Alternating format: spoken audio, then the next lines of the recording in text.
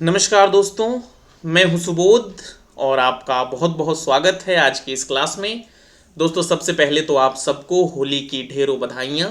मेरी ये उम्मीद है कि आप सबकी होली बहुत अच्छी तरीके से गुजरी होगी, लेकिन अब होली बीत चुकी है तो आपको अपना रुख एक बार फिर से अपनी किताबों की तरफ करना चाहिए, क्योंकि मार्च लगभग दम तोड़ चुका है। बीच में अप्रैल है और अप्रैल के बाद एक और महीना मई है, फिर उसके बाद जून में आपकी परीक्षाएं हो जानी हैं। तो कहने का मतलब ये है कि आपके पास सिर्फ 2 महीने शेष हैं। जितना भी आपको पढ़ना है वो इन 2 ही महीनों में पढ़ना है। तो अच्छी तरीके से गंभीरता से पढ़ना आप जो है शुरू करिए।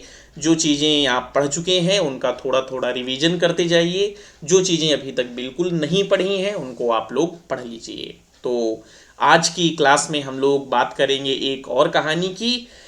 आज हम लोग बात करने वाले हैं कृष्णा सोबती की। अपने सिलेबस में एक कहानी लगी हुई है जिसका नाम है सिक्का बदल गया। इस पे हम लोग आज की क्लास में बात करेंगे, लेकिन उससे पहले हम लोग कहानी पढ़ें उससे पहले थोड़ी सी हम लोग बात करेंगे कृष्णा सोबती के जीवन वृत्त पर। फिर उसके बाद हम लोग अपनी कहानी पढ़ेंगे। तो सोबती का जन्म 18 फरवरी 1925 में हुआ था। कहाँ पे जन्म हुआ था? गुजरावाला में जन्म हुआ था, जो कि गुजरात प्रांत में पड़ता था, लेकिन अब अपने पड़ोसी मुल्क पाकिस्तान का हिस्सा बन गया है। ठीक है। अब कृष्णा सोबती के बारे में जो थोड़े बहुत तथ्य इस क्लास में हमने रखे हैं उस पर जो है बात कर ली जाए। जैसे कृष्णा सोबती की जो पहली कहानी है उसका आप लोग नाम याद कर लें। कहानी का नाम है लामा। ठीक है भैया, कृष्णा सोबती की पहली कहानी लामा है। 1950 ईस्वी में प्रकाशित होती है, तो आप लोग याद रखें। और इसी कहानी से, इसी लामा कहानी से कृष्णा सोबती ने अपने साहित्य सृजन का शुभारंभ किया था। यानी कृष्णा सोबती ने इसी कहानी से साहित्य लिखना प्रारंभ किया था। कृष्णा सोबती को 1980 में इनके एक उपन्यास के लिए, जिसका नाम है जिंदगी नामा, उसके लिए साहित्य अकादमी पुरस्कार से भी नवाजा गया। ये उपन्यास 1979 में प्रकाश में आता है और उसके एक साल बाद कृष्णा सोबती जी को साहित्य अकादमी पुरस्कार दिया जाता है। ठीक है ना। इनको जो है भारतीय ज्ञानपीठ पुरस्कार 2017 में मिला। सलाका सम्मान जो है 2002 और 1 के जो है सेशन में इनको दिया गया।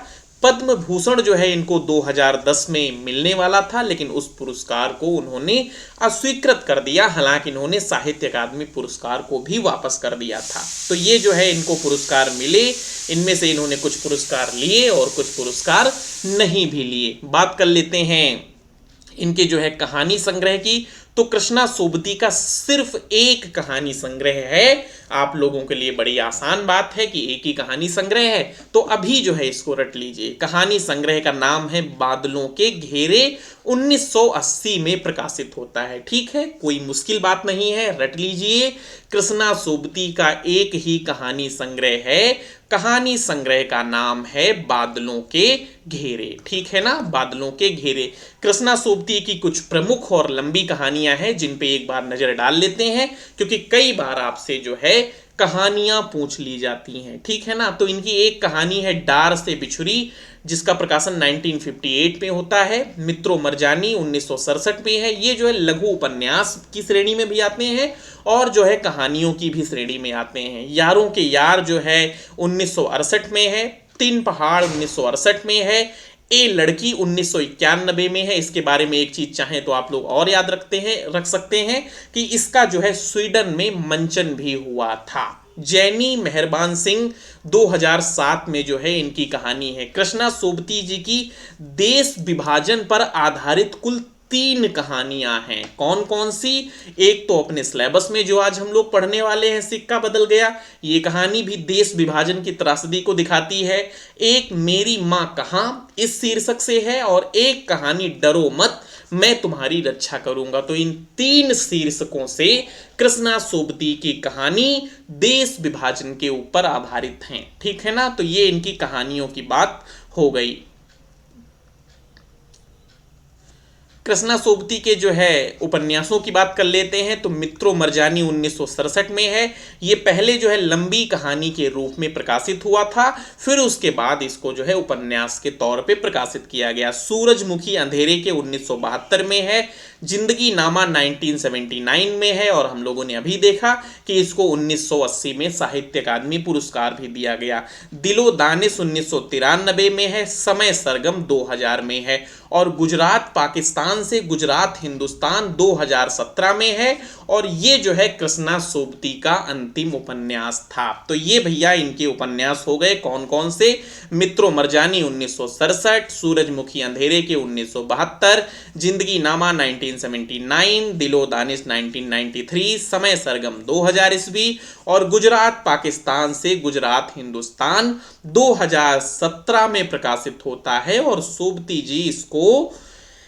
सोबती जी का ये जो है अंतिम उपन्यास है, ये भी आप लोग याद रखें। इनके संस्मरण आप लोग याद रख सकते हैं कि हम हसमत, जो 4 भागों में प्रकाशित हुआ था, और मुक्तिबोध एक व्यक्ति की सही तलाश, ये जो है इनके 2 संस्मरण हैं। तो ये इनके रचना संसार पे एक मोटा माटी नजर हो गई। अब हम लोग बात कर लेते हैं आज की जो अपनी कहानी है, सिक्का बदल गया। तो कृष्णा सोबती की जो ये कहानी है सिक्का बदल गया, ये सबसे पहले 1948 में, किस साल में, 1948 में प्रतीक नाम की पत्रिका में प्रकाशित हुई थी। तो ये चीज भैया सबसे इंपॉर्टेंट होती है कहानी के बारे में, तो याद रखो साल था 1948, पत्रिका थी प्रतीक जिसमें ये प्रकाशित हुई थी।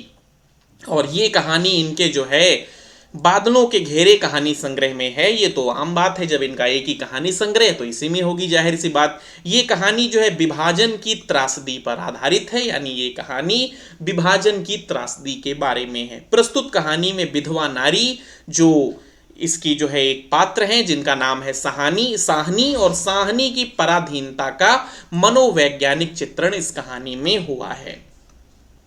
बात कर लेते हैं कहानी में पात्र कौन कौन से हैं। तो कहानी में साह जी हैं।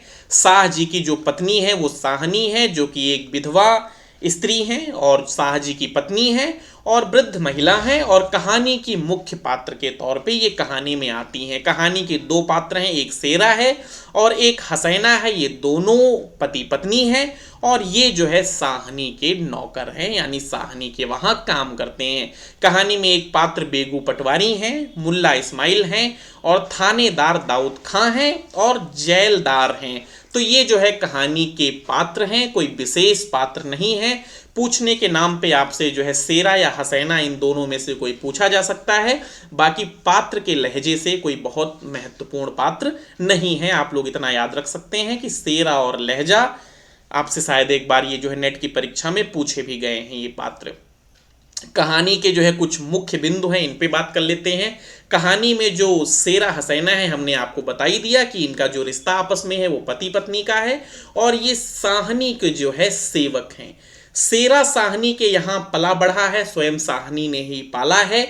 वही साहनी की बेशुमार दौलत को हड़पने के लिए आमादा है, क्योंकि जो साहनी के पति थे साह जी, इन्होंने अपनी आवाम से धन लूट लूट के जो है अपनी हवेली खड़ी की थी, अपने जो है खजाने जो है भरे थे। आज वही आवाम उनसे उनका वो खजाना लूटने के लिए तैयार है। अभी हम लोग जब कहानी पढ़ेंगे तब समझेंगे कि कहानी में क्या क्या है। फिलहाल आपके ये मूल जो बिंदु हैं, मुख्य बिंदु हैं कहानी के बारे में, वो आप लोग जो है याद कर लें। और मेरा ये मानना है कि 1-2 बार आपने कहानी पढ़ी जरूर होगी, और नहीं पढ़ी है तो अभी क्लास के आखिरी में हम लोग ये कहानी पढ़ेंगे पूरी, पहले अक्षर से लगा के आखिरी अक्षर तक पूरी कहानी पढ़ेंगे। शेरा की माँ का नाम भी कहानी में आता है, जो कि जैना है। याद रखें, शेरा की माँ का नाम क्या है, जैना है। कहानी में चनाब नदी का भी जिक्र आया है, ठीक है। चनाब नदी में जो साहनी है वो नहाने जाती हैं और पिछले 50 सालों से साहनी लगातार उस नदी में नहा रही है। नीचे वाला वही बिंदु लिखा भी है। साहनी चनाब के सर्द पानी में 50 वर्षों से स्नान करती आ रही हैं। साहनी स्नान के समय श्री राम शब्द का उच्चारण करती हैं। तो ये चीज भी आप लोग याद रखें, क्योंकि पूछने के नाम पे आपसे कुछ भी परीक्षक पूछ सकता है। कहानी में जम्मी वाला कुआं का भी जिक्र आया है, इसकी भी चर्चा है, जिसको साहनी ने खुदवाया था। कहानी में दाऊद खां जो है थानेदार हैं, कोतवाल हैं। साहनी थानेदार के मंगेतर को दिखाई में सोने का कनफूल देती है। तो ये भी आप लोग फैक्ट याद रखें। साहनी की कहानियों के बारे में कमलेश्वर का एक कथन है, जिसको भी एक बार हम लोग देख लेते हैं। कमलेश्वर लिखते हैं कि आपकी कहानियों में सदियों की आवाज देती एक सांस्कृतिक गूंज है जो अतीत मोह से ग्रसित नहीं है, वरन आधुनिक समय में सीमंतों पर सक्रिय है, सामंतों पर सक्रिय है। वह सीमांत, ये सीमांत ही होगा, सीमांतों पर सक्रिय है वह सीमांत जो हिंदू कुश पहाड़, पामीर के पठार और यूराल के बंजर धरती से भी जुड़े हैं और आज के लहूलुहान मनुष्य की आंतरिक और खंडित सच्चाई की सभ्यता के सीमांत भी हैं। तो ये जो है कमलेश्वर का एक कथन था। तो ये जो है कहानी हो गई। कहानी के बारे में जो इंपॉर्टेंट चीज़ें थी वो हम लोगों ने पढ़ ली हैं। कहानी के बारे में फ़िलहाल इतना था, कोई खास कहानी थी भी नहीं। कहानी एक बार ज़रूर पढ़ लेते हैं, क्योंकि कहानी पढ़ना बहुत ज़रूरी है। कई बार आपसे 5 लाइनें दे दी कहानी की और कह दिया कि इन लाइनों को जो है क्रम से लगाओ। तो इस टाइप का क्वेश्चन करने के लिए आपको कहानी पढ़ना बहुत ज़रूरी है। तो पढ़ना शुरू करते हैं कहानी अपनी। चलिए शुरू करा जाए अपनी कहानी पढ़ना। सिक्का बदल गया कृष्णा शोभती। खद्दर की चादर ओढ़े, हाथ में माला लिए साहनी जब दरिया के किनारे पहुंची तो पौ फट रही थी, यानी सुबह हो रही थी। दूर दूर आसमान के पर्दे पर लालिमा फैली जा रही थी। साहनी ने कपड़े उतार कर एक ओर रखे और श्री राम करती पानी में होली। अंजलि भरकर सूर्य देवता को नमस्कार किया, अपनी उनीदी आंखों पर छींटे दिए और पानी से लिपट गई। चनाब का पानी आज भी पहले सा ही सर्द था। लहरें लहरों को चूम रही थीं। वह दूर सामने कश्मीर की पहाड़ी से बर्फ पिघल रही थी। उछल उछल आते पानी के भंवरों से टकराकर कगारे गिर रहे थे, लेकिन दूर दूर तक बिछी रेत आज न जाने क्यों खामोश लगती थी। साहनी ने कपड़े पहने, इधर उधर देखा, कहीं किसी की परछाई तक न थी, पर नीचे रेत में अगड़ित पांवों के निशान थे। वह कुछ सहम उठी।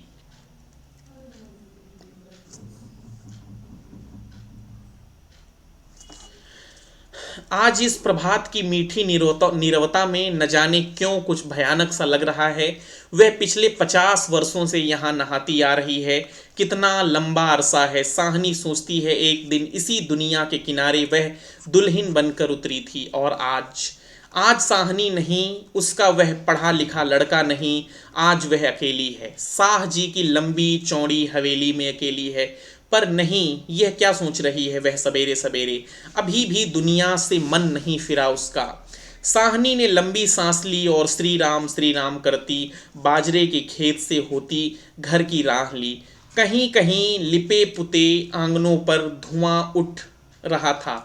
टन टन बैलों की घंटियां बज उठती थीं। फिर भी कुछ बंधा बंधा सा लग रहा था। जम्मी वाला कुआं भी आज नहीं चल रहा। ये शाह जी की ही आसमियां हैं। साहनी ने नजर उठाई। यह मीलों फैले खेत अपने ही हैं। भरी भराई नई फसल को देखकर साहनी किसी अपनत्व के मोह में भीग गई। यह सब शाह जी की बरकतें हैं। दूर दूर गांवों तक फैली हुई जमीनों के कुएं सब अपने हैं। साल में 3 फसल जमीन तो सोना उगलती है। साहनी कुएं की ओर बढ़ी, आवाज दी, सेरे सेरे हसैना हसैना। जो कि इसके नौकर हैं, उन लोगों को साहनी आवाज दे रही है। ठीक है ना। सेरा साहनी का स्वर पहचानता है, वह न पहचानेगा अपनी माँ जैना के मरने के बाद। आप लोग ये चीज़ याद रखें, सेरा की माँ का नाम जैना है। अपनी माँ जैना के मरने के बाद वह साहनी के पास ही पलकर बड़ा हुआ। उसने पास पड़ा गड़ासा सटाले के ढेर के नीचे सरका दिया। हाथ में हुक्का पकड़कर बोला, ए हसैना हसैना। साहनी की आवाज़ उसे कैसे हिला गई। अभी तो वह सोच रहा था कि उस साहनी की ऊंची हवेली की अंधेरी कोठरी में पड़ी सोने चांदी की संदूकचियाँ उठाकर कि तभी सेरे सेरे सेरे गुस्से से भर गया। किस पर निकाले अपना क्रोध, साहनी पर चीख कर बोला, ए मर गई, ए अब तेनू मौत दे। हसैना आटे वाली कनाली एक और रख जल्दी जल्दी बाहर निकल आई। ए आई क्यों छावले तड़पनाए। अब तक साहनी नज़दीक पहुंच चुकी थी, शेरे की तेजी सुन चुकी थी। प्यार से बोली, हसैना यह वक्त लड़ने का है, वह पागल है तो तू ही जिगरा कर लिया कर। जिगरा, हसैना ने मान भरे स्वर में कहा। साहनी, लड़का आखिर लड़का ही है। कभी शेरे से भी पूछा है कि मुंह अंधेरे ही क्यों गालियां बरसाई हैं इसने। साहनी ने लाड़ से हसैना की पीठ पर हाथ फेरा, हंसकर बोली, पगली मुझे तो लड़के से बहू प्यारी है। शेरे, हाँ साहनी, मालूम होता है रात को कुल्लूवात के लोग आए हैं यहाँ, साहनी ने गंभीर स्वर में कहा। शेरे ने जरा रुककर घबरा कर कहा, नहीं साहनी। शेरे के उत्तर की अनसुनी कर साहनी जरा चिंतित स्वर में बोली, जो कुछ भी हो रहा है अच्छा नहीं। शेरे, आज शाह जी होते तो शायद कुछ बीच बचाव करते, पर। साहनी कहते कहते रुक गई। आज क्या हो रहा है? साहनी को लगा जैसे जी भर आ रहा है। साहनी को बिछुड़े कई साल बीत गए, पर आज कुछ पिघल रहा है। साहनी पिछली स्मृतियां, आंसुओं को रोकने के प्रयत्न से उसने हसैना की ओर देखा और हल्के से हंस पड़ी। और शेरा सोच ही रहा था क्या कह रही है साहनी आज। आज साहनी क्या कोई भी कुछ नहीं कर सकता, यह होके रहेगा क्यों ना हो। हमारे भाई बंदों से सूद ले लेकर शाहजी सोने की बोरियां तोला करते थे। प्रतिहिंसा की आग शेरे की आंख में उतर आई। गड़ासे की याद हो आई। साहनी की ओर देखा, नहीं नहीं, शेरा इन पिछले दिनों में 30-40 कत्ल कर चुका है, पर वह ऐसा नीच नहीं। अब देखो जो है इस कहानी में जो साहनी है और ये जो शेरा है, शेरे को जो है साहनी ने ही पाला है और वही जो है साहनी को मार देना चाहता है। जो साहनी के पास धन है, साहनी ने जब इसको आवाज़ दी थी तो वो जो है साहनी के खजाने के बारे में ही सोच रहा था, लेकिन फिर वो सोचता है कि मैं साहनी को मार कैसे सकता हूँ, क्योंकि साहनी ने ही माँ के जाने के बाद माँ जैसा प्यार दिया है, साहनी ने ही पाला है। तो इस तरीके की उसके मन में ये विडंबना चल रही है। सामने बैठी साहनी नहीं, साहनी के हाथ उसकी आंखों में तैर गए। वह सर्दियों की रातें कभी कभी साहनी की डांट खाके वह हवेली में पड़ा रहता और फिर लालटेन की रोशनी में वह देखता साहनी के ममता भरे हाथ दूध का कटोरा थामे हुए। शेरे शेरे उठ पी ले। शेरे ने साहनी की झुर्रियां पड़े मुंह की ओर देखा तो साहनी धीरे धीरे मुस्कुरा रही थी। शेरा विचलित हो गया। आखिर साहनी ने क्या बिगाड़ा है हमारा? शाह जी की बात शाह जी के साथ गई, वह साहनी को जरूर बचाएगा, लेकिन कल रात वाला मशवरा वह कैसे मान गया था? फिरोज की बात, सब कुछ ठीक हो जाएगा, सामान बांट लिया जाएगा। यानी जो एक फिरोज है जो कि एक तरीके से साहनी का जो हवेली है इस पे कब्जा करना चाहता है, इसको लूटना चाहता है, इसके संग शेरे ने जो है मिल के पिछली रात ही साजिश की है साहनी के खिलाफ। लेकिन अब वो सोच रहा है कि यार ये न करता तो अच्छा है, क्योंकि हम लोगों से धन वगैरह तो शाह जी ने लूटा था, साहनी ने कुछ नहीं किया। ये तो जो है बड़ी सीधी है, इसके संग मैं ऐसा कैसे कर सकता हूँ। साहनी चलो तुम्हें घर तक छोड़ आऊं। साहनी उठ खड़ी हुई, किसी गहरी सोच में चलती हुई। साहनी के पीछे पीछे मजबूत कदम उठाता हुआ शेरा चल रहा था। संकित सा इधर उधर देखता जा रहा था। अपने साथियों की बातें उसके कानों में गूंज रही थी, पर क्या होगा साहनी को मारकर? साहनी, हाँ शेरा। शेरा चाहता है कि सिर पर आने वाले खतरे के बारे में कुछ तो साहनी को बता दे, मगर वह कैसे कहे? फिर से आवाज देता है साहनी। साहनी ने सिर ऊंचा किया, आसमान धुएं से भर गया था। शेरा जानता था यह आग है, जबलपुर में आग लगनी थी और लग गई। साहनी कुछ न कह सकी, उसके नाते रिश्तेदार सब वहीं हैं। हवेली आ गई। साहनी ने शून्य मन से ड्योढ़ी में कदम रखा। सेरा कब लौट गया उसे पता नहीं चला। दुर्बल सी देह और अकेली बिना किसी सहारे के न जाने कब तक वहीं पड़ी रही साहनी। दोपहर आई और चली गई, हवेली खुड़ी पड़ी है, आज साहनी नहीं उठ पा रही है, जैसे उसका अधिकार आज स्वयं ही उससे छूट रहा है। शाह जी के घर की मालकिन, लेकिन नहीं, आज मोह नहीं हट रहा, मानो पत्थर हो गई है। पड़े पड़े सांझ हो गई, पर उठने की बात फिर भी नहीं सोच पा रही। अचानक रसूली की आवाज सुनकर चौंक उठी, साहनी साहनी सुनो, ट्रकें आती हैं लेने। ट्रकें? साहनी इसके सिवाय और कुछ न कह सकी। हाथों ने एक दूसरे को थाम लिया। बात की बात में खबर गांव भर में फैल गई। बीबी ने अपने विकृत कंठ से कहा, साहनी, आज तक कभी ऐसा नहीं हुआ, न कभी सुना। गजब हो गया, अंधेर पड़ गया। साहनी मूर्तिवत वहीं खड़ी रही। नवाब बीबी ने स्नेह सनी उदासी से कहा, साहनी, हमने तो कभी न सोचा था। साहनी कहे कि उसी ने ऐसा सोचा था। साहनी क्या कहे कि उसी ने ऐसा सोचा था। नीचे से पटवारी बेगू और जेलदार की बातचीत सुनाई दी। साहनी समझी कि वक्त आन पहुंचा है। मशीन की तरह नीचे उतरी, पर ड्योढ़ी न लांग सकी। किसी गहरी, बहुत गहरी आवाज से पूछा, कौन कौन है वहां? कौन नहीं है आज यहाँ? सारा गांव जो उसके इशारे पर नाचता था कभी। उसकी असामियां हैं जिन्हें उसने अपने नाते रिश्तों से कम नहीं समझा। लेकिन नहीं, आज उसका कोई नहीं। आज वह अकेली है। यह भीड़ की भीड़, उनमें कुल्लूवात के जाट, वह क्या सुबह ही न समझ गई थी। बेगू पटवारी और मसीद के मुल्ला इस्माइल ने न जाने क्या सोचा। साहनी के निकट आ खड़े हुए। बेगू आज साहनी की ओर देख नहीं पा रहा। धीरे से जरा गला साफ करते हुए कहा, साहनी, रब्बू नु यही मंजूर सी। यानी खुदा को यही मंजूर था। साहनी के कदम डोल गए। चक्कर आया और दीवार के साथ साथ लग गई। इसी दिन के लिए छोड़ गए थे साहजी उसे।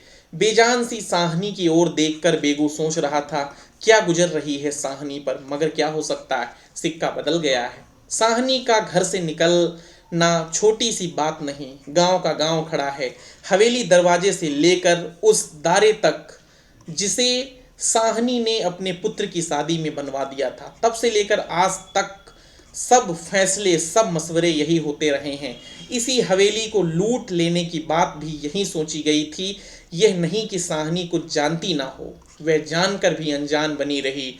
उसने कभी बैर नहीं जाना, किसी का बुरा नहीं किया। लेकिन बूढ़ी साहनी यह नहीं जानती थी कि सिक्का बदल गया है। देर हो रही है। थानेदार दाऊद खां जरा अकड़कर आगे आया और ड्योढ़ी पर खड़ी जड़ निर्जीव छाया को देखकर ठिठक गया।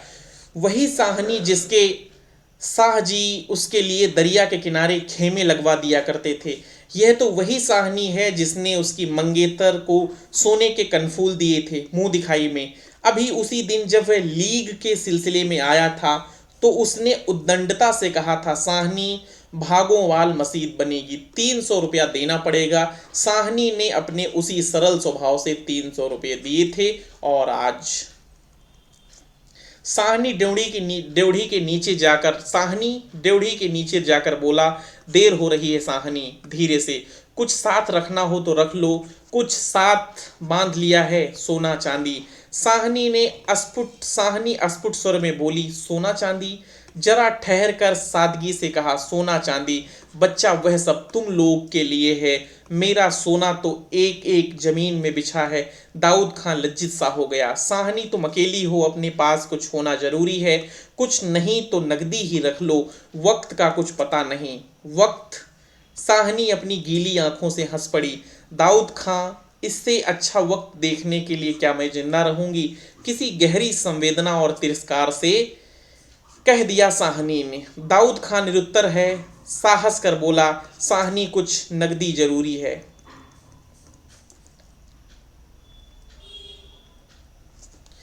नहीं बच्चा, मुझे इस घर से साहनी का गला रुध गया, नगदी प्यारी नहीं, यहाँ की नगदी यहीं रहेगी। सेरा आन खड़ा गुजरा कि हो ना हो कुछ मार रहा है साहनी से। खां साहिब देर हो रही है। साहनी चौंक पड़ी। देर मेरे घर में, मुझे देर। आंसुओं की भंवर में न जाने कहाँ से विद्रोह उमड़ आया। मैं पुरखों से इस बड़े घर की रानी, और यहाँ मेरे ही अन्न पर पले हुए नहीं। यह सब कुछ नहीं। ठीक है, ठीक है, देर हो रही है, पर नहीं, साहनी रो रो कर नहीं, शान से निकलेगी इस पुरखों के घर से। मान से लांघेगी यह देहरी, जिस पर एक दिन वह रानी बनकर आ खड़ी हुई थी। अपने लड़खड़ाते कदमों को संभाल कर साहनी ने दुपट्टे से आंखें पोंछी और ड्योढ़ी से बाहर हो गई। बड़ी बूढ़ियां रो पड़ी। किसकी तुलना हो सकी है इसके साथ? खुदा ने सब कुछ दिया था, मगर दिन बदलते, वक्त बदलते। साहनी ने दुपट्टे से सिर ढांपकर अपनी धुंधली आंखों से हवेली को अंतिम बार देखा। शाह जी के मरने के बाद भी जिस कुल की अमानत को उसने सहेज कर रखा था, आज उसे धोखा दे गई। साहनी ने दोनों हाथ जोड़ लिए। यही अंतिम दर्शन था, यही अंतिम प्रणाम था। साहनी की आंखें फिर कभी इस ऊंची हवेली को न देख पाएंगी। प्यार ने जोर मारा, सोचा एक बार घूम फिर कर पूरा घर क्यों न देख आई। जी छोटा हो रहा था, पर जिनके सामने हमेशा बड़ी बनी रही थी, उनके सामने वह छोटी न होगी। इतना ही ठीक है, बस हो चुका। सिर झुकाया। ड्योढ़ी के आगे कुल बधू की आंखों से निकलकर कुछ बूंदें चू पड़ी। साहनी चल दिवजा सा भवन पीछे खड़ा रह गया। दाऊद खां, सेरा पटवारी, जेलदार और छोटे बच्चे, बूढ़े, मर्द, औरतें सब पीछे पीछे।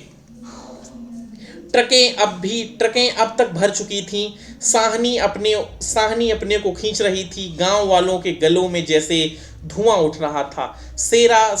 खूनी सेरे का दिल टूट रहा था। दाऊद खान ने आगे बढ़कर ट्रक का दरवाजा खोला। साहनी बढ़ी। इस्माइल ने आगे बढ़कर भारी आवाज में कहा, साहनी कुछ कह जाओ, तुम्हारे मुंह से निकली असीम झूठ नहीं हो सकती। और अपने साफे से आंखों का पानी पोंछ लिया। साहनी ने उठती हुई हिचकी को रोककर रुंधे रुंधे कहा, रब तुहानू सलामत रखे, बच्चा खुशियां बख्शे। वह छोटा सा जनसमूह रो दिया। जरा भी दिल में मैल नहीं साहनी के, और हम साहनी को नहीं रख सके। शेरे ने बढ़कर साहनी के पांव छुए। साहनी कोई कुछ कर नहीं सका। राज भी पलट गया। साहनी ने कांपता हुआ हाथ शेरे के सिर पर रखा और रुक रुक कर कहा, तैनू भाग जगना चन्ने, यानी तेरे भाग जागे। दाऊद खान ने हाथ का संकेत किया। कुछ बड़ी बूढ़ियां साहनी के गले लगीं और ट्रक चल पड़ी।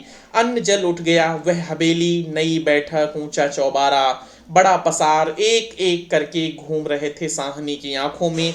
कुछ पता नहीं, ट्रक चल दिया या वह स्वयं चल रही है। आंखें बरस रही हैं। दाऊद खां विचलित होकर देख रहा है, इस बूढ़ी साहनी को कहाँ जाएगी अब वह। साहनी मन में मैल न लाना, कुछ कर सकते तो उठा न रखते। वक्त ही ऐसा है, राज पलट गया है, सिक्का बदल गया है।